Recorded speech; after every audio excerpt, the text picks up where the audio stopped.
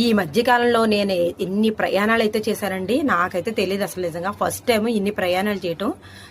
దూరం దూరం ఊర్లో అయితే వెళ్ళాను. అలాగే విజయనగరం కూడా వెళ్ళానని చెప్పాను కదండి. అలాగే ఇప్పుడైతే పెళ్లికి వెళ్తున్నామండి. ఇది మా అత్తయ్య గారు వాళ్ళ అక్కగారు మనవడే పెళ్లి మాట అండి. అంటే నాకు కొడుకు అవుతాడండి. అక్కడికైతే వెళ్తున్నామండి. పసివేదలు అంటే మన కొవ్వూరు బిజ్జి నుంచి అయితే వెళ్ళాలండి. పసివేదలని గౌరిపల్లి అనే ఊరండి. పంట పొలాలతో చాలా పచ్చగా ఉంటుంది. ఈ ఎండాకాలంలో పెళ్లి ముహూర్తాలేమో కానండి, ఇక్కడైతే చెమటలకు ఎక్కేస్తున్నమాట అండి. పిలిస్తే ఓ బాధ, పిలవకపోతే ఓ బాధలా ఉంటుంది. కానీ తప్పకుండా వెళ్ళాలండి. ఎంతో అభిమానంగా ప్రేమగా పిలుస్తారు కదా వాళ్ళు. వెళ్ళకపోతే బాగోదు కదా.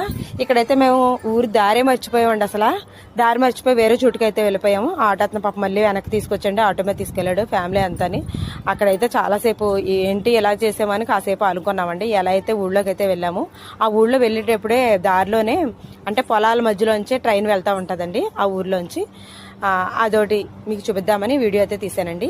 అలాగే ఇంకా వెళ్ళిపోయామండి. పెళ్లి పందిరిలోకి వెళ్ళేటప్పటికి అమ్మాయి ఇంకా రాలేదండి. అమ్మ తొందరగానే వచ్చామని అనుకున్నామట అండి.